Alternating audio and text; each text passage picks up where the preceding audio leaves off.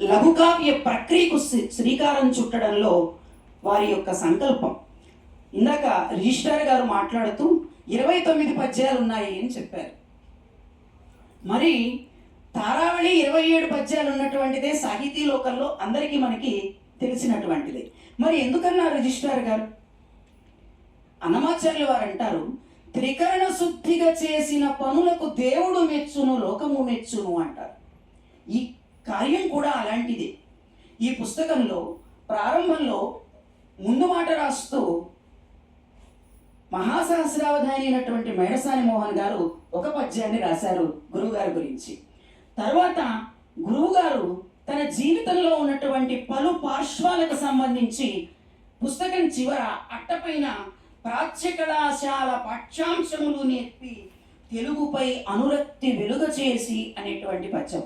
ఇలా లెక్కేసుకుంటే మొత్తం 29 పద్యాలు. అంటే మన సంకల్పంలో పవిత్రత, శుద్ధి ఉంటే కార్యక్రమంలో అవి ఏ విధంగా కొలువు తీరుతాయి అనేటువంటి దానికి ఒక ఉదాహరణ. దాక్షిణాత్య చందోరీతులపైన ప్రామాణికమైనటువంటి పరిశోధన చేసినటువంటి గురువుగారు విశ్వవిద్యాలయ ఉద్యోగిగా పరిశోధక విద్యార్థులని, పండితులని, పరిశోధకుల్ని దృష్టిలో పెట్టుకొని రచనా వ్యాసంగం చేస్తే ఉద్యోగ విరమణ తర్వాత వచ్చిన 26 గ్రంథాల యొక్క ఉద్దిష్ట పాఠకులు సామాన్య ప్రజానికం.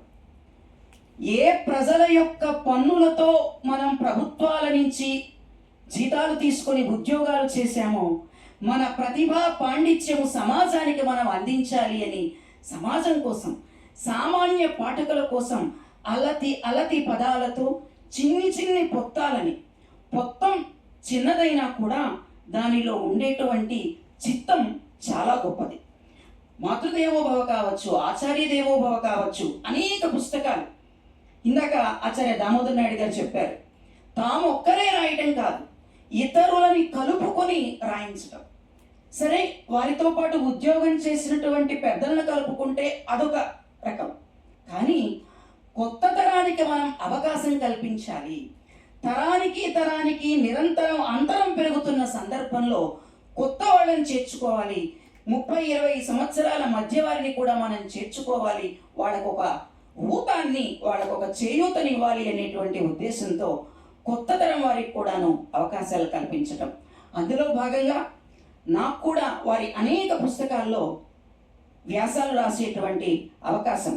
మళ్ళీ ఆ వ్యాసం రాయించడంలో కూడా తాంబూలాలు ఇచ్చేశాను అన్నట్లు కాకుండా ఆ పద్ధతి ఎలా ఉండాలి, వాక్య నిర్మాణం ఎలా ఉండాలి, దీర్ఘమైన వాక్యాలు రాయటం కాదు, చిన్న వాక్యాలు రాసినా కూడాను చదువురి యొక్క మనస్సులోకి ఆ వాక్యం హత్తుకుపోవాలి. లాంటి సూచనలు ఎన్నో నన్ను తీర్చిదిద్దడానికి కారకాలయ్యాయి.